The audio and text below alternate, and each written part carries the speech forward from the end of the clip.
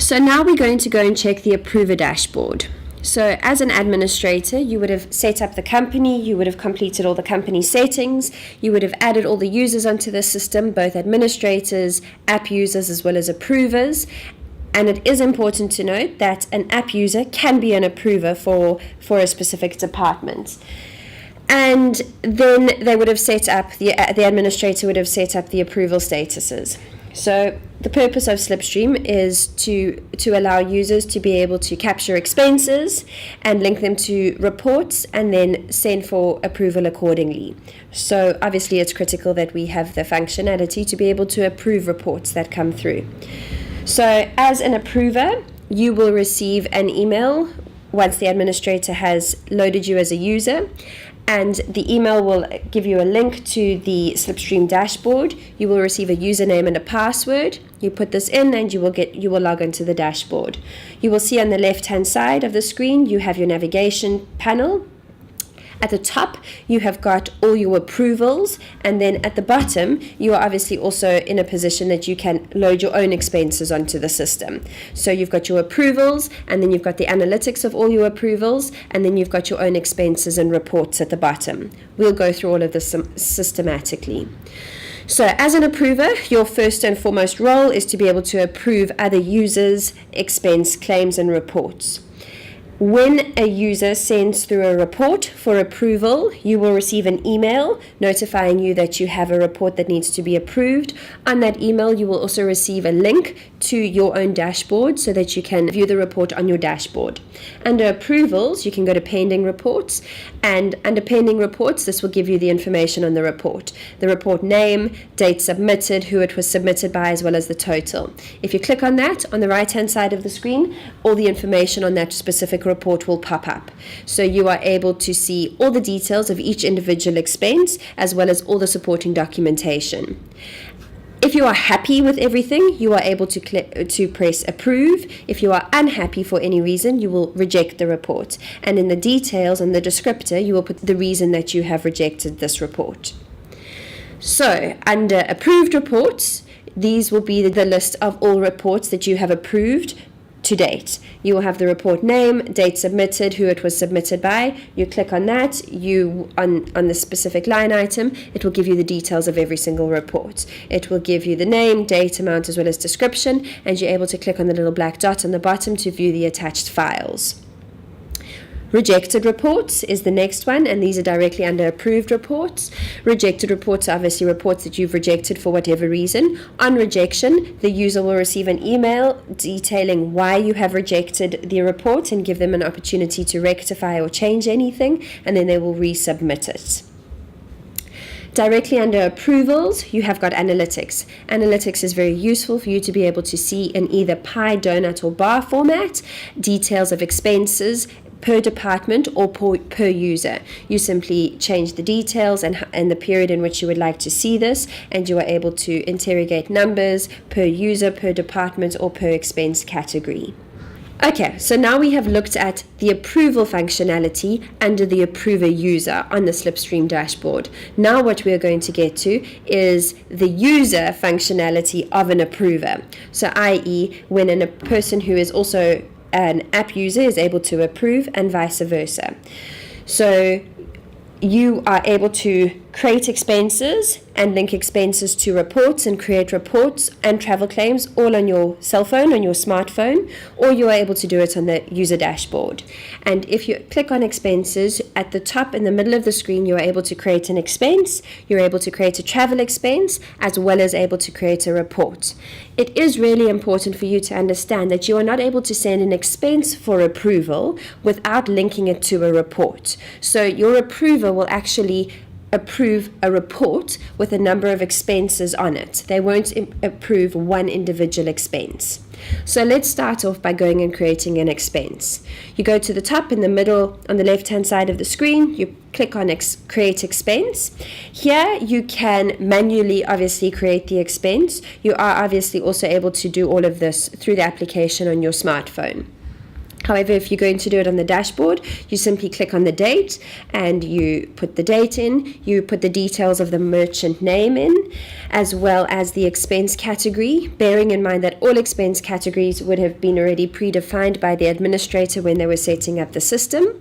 Once you have done this, you pop in the amount as well as how you incurred the cost, i.e. your payment method, whether you paid via cash, EFT, credit card, or company card.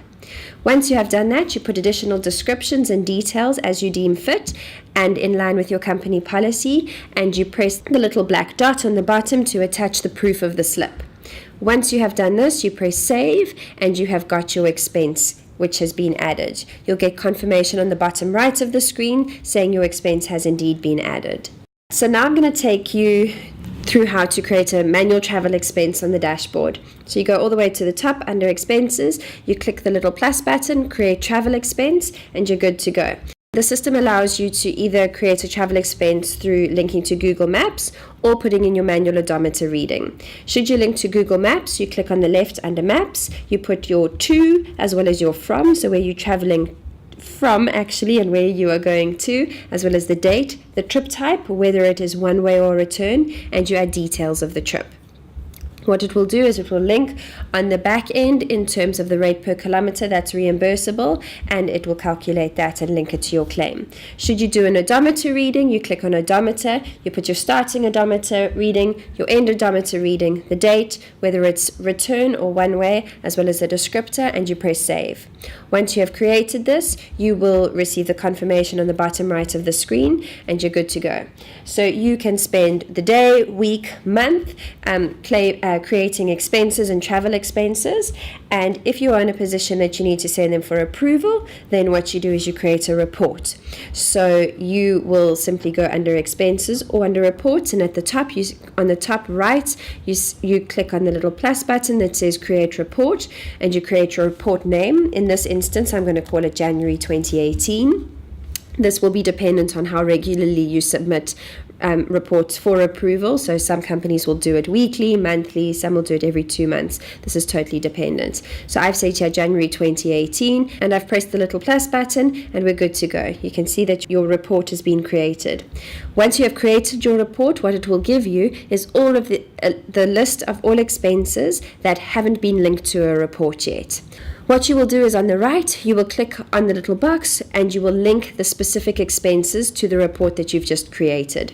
Once you've done that, you simply press save, and what you have done is you've created a report, you've linked the specific expenses to the report, and you are now ready to go and send it for approval should that be required.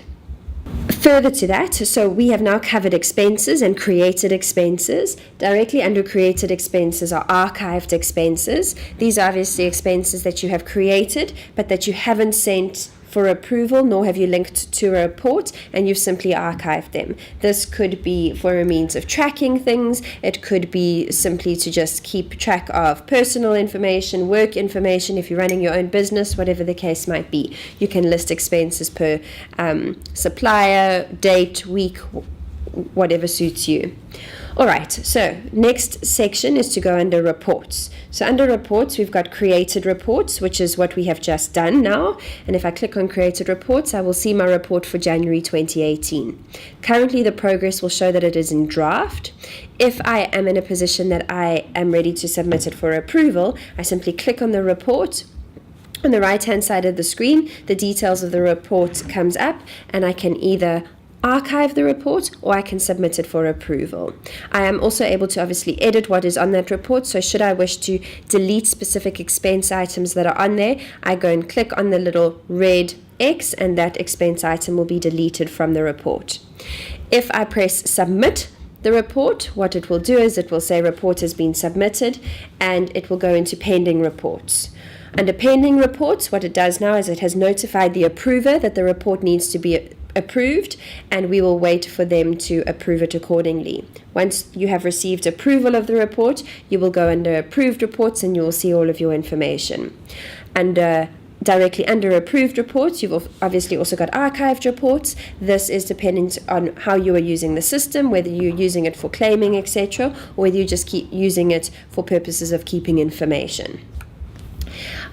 Further to that, if we go back up to created expenses, I just want to take you through the various options in terms of editing an expense. So if we go and we create an expense again, and we put in the date, and we put in the merchant name, the expense category, we stipulate whether the claim is reimbursable or not, we put in the amount and the payment method